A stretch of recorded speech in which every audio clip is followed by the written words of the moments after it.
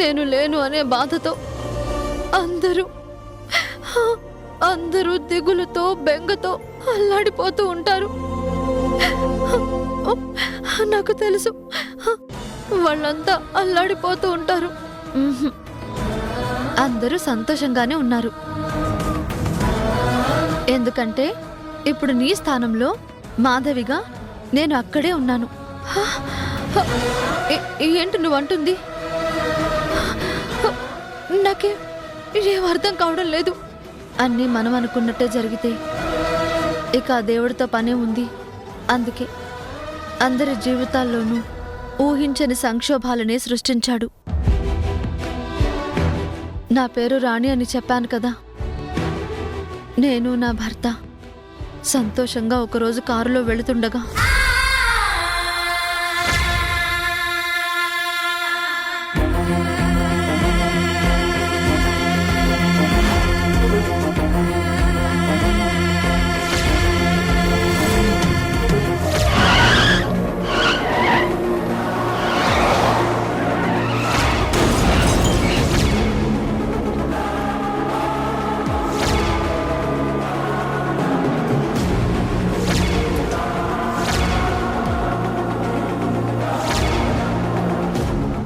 ఇది నా అజ్ఞాతవాసం కథ.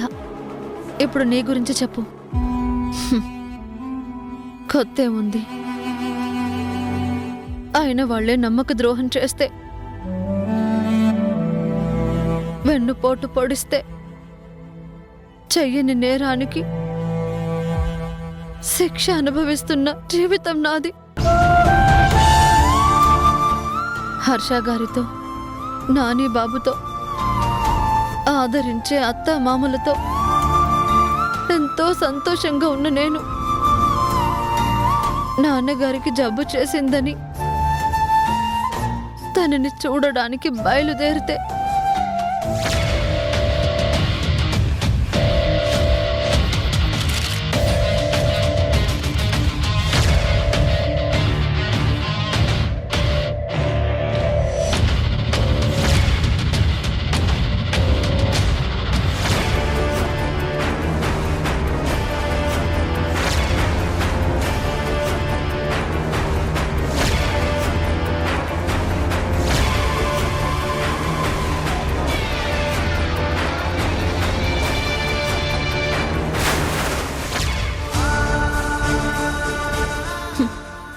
ఈ భూమి మీద నాకు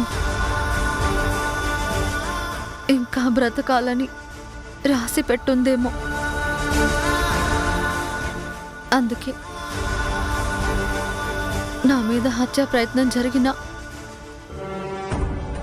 నీళ్ళల్లో పడి కొట్టుకుపోతున్న నన్ను ఎవరో కాపాడారు. గాయపడ్డ నాకు ట్రీట్మెంట్ ఇప్పించారు.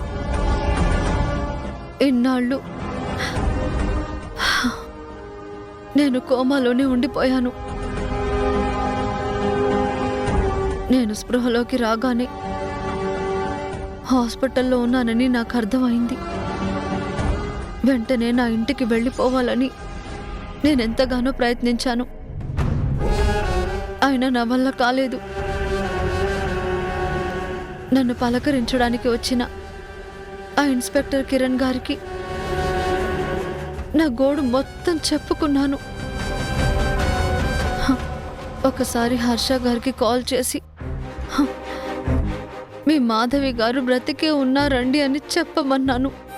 నాకు అర్థమైంది, హర్ష గారికి వచ్చిన ఆ కాల్ని నేను మాట్లాడడం వల్లే ఇప్పుడు ఒకేలా ఉన్న మనిద్దరం ఎదురెదురుగా ఉన్నాం. రాణి ఒక పసివాడి ప్రాణాన్ని కాపాడటానికి, ఒక కుటుంబాన్ని నిలబెట్టడానికి నీ జీవితాన్నే పణంగా పెట్టిన నువ్వు నిజంగా నాకంటే ఎంతో గొప్పదానివి.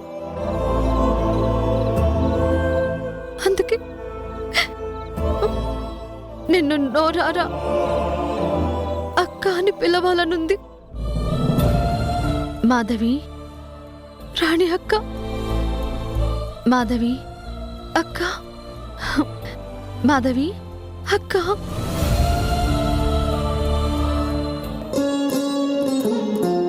తప్పు చేశాను. నా కూతురి మనసులో శివ ఉన్నాడని తెలుసుకోకుండా పట్న సంబంధాల కోసం తిరిగి తిరిగి చాలా పెద్ద తప్పు చేశాను. వీరయ్య, ఇప్పటికైనా తెలుసుకున్నావు, అంతే చాలు. ఆ శివని మళ్ళీ తన ప్రాణం కంటే ఎక్కువగా ఇష్టపడుతుంది. ఇంకా ఎందుకు ఆలస్యం వీరయ్య? వెంటనే వాళ్ళిద్దరికీ పెళ్లి చేసేస్తే మంచిది. ఏమంటావ్? శాస్త్రి గారితో ఆ విషయం గురించే మాట్లాడదామని వచ్చాను. శాస్త్రి గారు, 4 రోజుల్లోగా ఒక మంచి ముహూర్తం ఉందేమో చూసి చెప్పండి. శుభం, ఆ మాట అన్నావు బావుంది. పంచాంగం చూసి ఇప్పుడే చెప్తాను.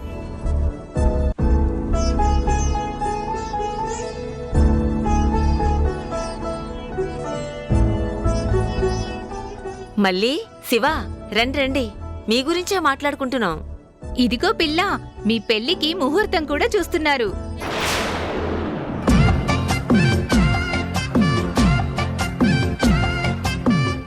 ఇంత తొందరగా పెళ్ళా? అవును శివ, ఇప్పటికే ఆలస్యమైంది కదా. చెట్టా పట్టాలేసుకుని తిరుగుతున్నారు. ఆ 3 ముళ్ళు పడితే ఇంక ఎవ్వరికీ ఎలాంటి అభ్యంతరం ఉండదు.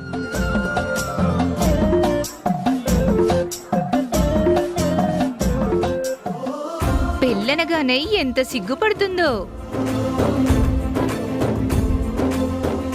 నిన్నటిదాకా శివ నీకు దక్కాలని కన్నీళ్లతో అమ్మోరికి ముడుపు కూడా కట్టావు కదే.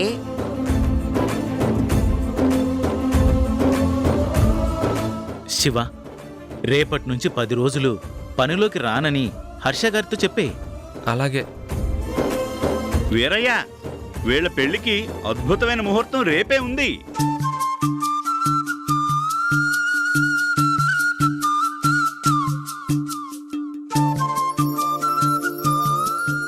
ఆ తర్వాత మళ్ళీ 1 రోజులు దాటితేనే గాని మంచి ముహూర్తాలే లేవు. అదేమిటండి, పెళ్లి కూతుర్ని చెయ్యాలి, పెళ్లి కొడుకుని చెయ్యాలి, 10 మందిని పిలవాలి, పెళ్లి బట్టలు, పెళ్లి సామాన్లు, అబ్బో ఎన్ని పనులుంటాయి. మరి రేపే పెళ్ళంటే కష్టం కదండి. పోనీ పెళ్లి ముహూర్తం 1 నెల తర్వాత పెట్టుకుంటే బాగుంటుందేమో. నాకు కూడా అదే కరెక్ట్ అనిపిస్తోంది. వద్దయ్యా, వద్దు. అనుకున్నాక ఆలస్యం చేయడం ఎందుకు? మరి ఏర్పాట్ల సంగతి? అయ్యగారు, అవన్నీ నేను చూసుకుంటాను. ఉన్నంతలో నా కూతురు పెళ్లిని ఏ లోటు లేకుండా జరిపిస్తాను. మీరు దగ్గరుండి మంత్రాలు చదివి లగ్గం జరిపిస్తే చాలు.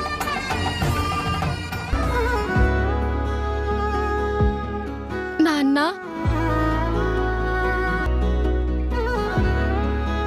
అమ్మ మళ్ళీ మళ్ళీ ఎందుకే పెళ్లి చేసుకోబోతూ కంటతడి పెడతావు నువ్వు? మీ అమ్మ లేకపోయినా అన్ని పద్ధతిగా ఈ నానే జరిపిస్తాడుగా.